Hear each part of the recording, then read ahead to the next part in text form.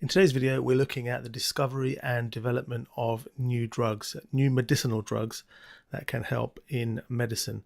Now, we've got some images there which we're going to explain why they're there in a moment, but the main idea is that often new drugs come from plants, come from chemicals that are present in plants.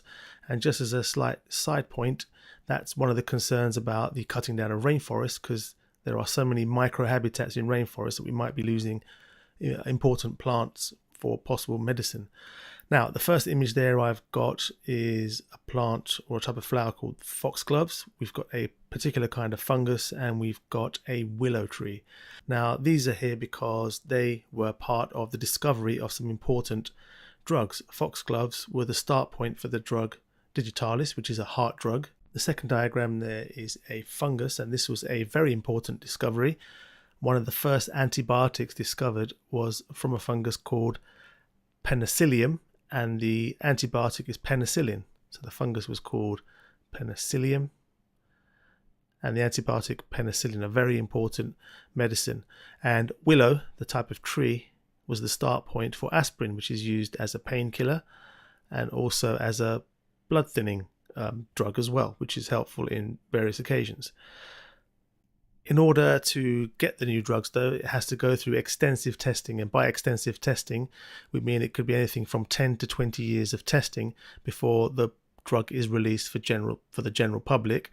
And also, before it can actually be released, the results have to be published and what we call peer reviewed. So other scientists will look at the results carefully to see if they are valid and accurate and all these kinds of things.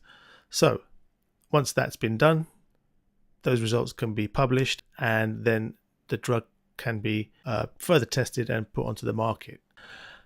Right, so when we're discovering or looking to develop new drugs, we have to test for three main things, and those are toxicity, efficacy, and dose.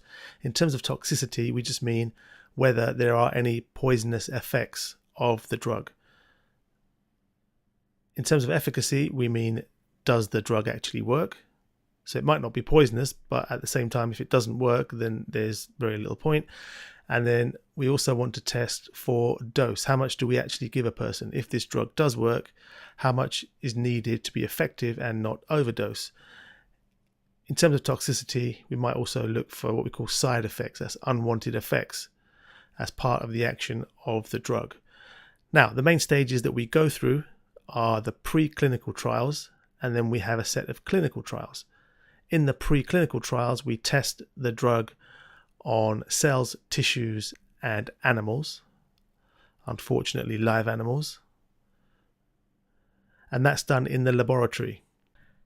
If the drug passes that stage and is found to be non-toxic and safe to use, it then goes into clinical trials. And with clinical trials, we start off with very low doses with volunteers, and this is to make sure that the drug is safe and, in other words, not toxic. So we're testing for toxicity. And when we have these volunteers tested, we make sure we test them on healthy volunteers, so that if there is ever an issue, if an issue is caused by the drug, then they are able to recover more easily than if they were unhealthy. We then go to further clinical trials, and this is to work out the optimal dose or the right dose. And that tells us how much we need to use for the drug to be effective.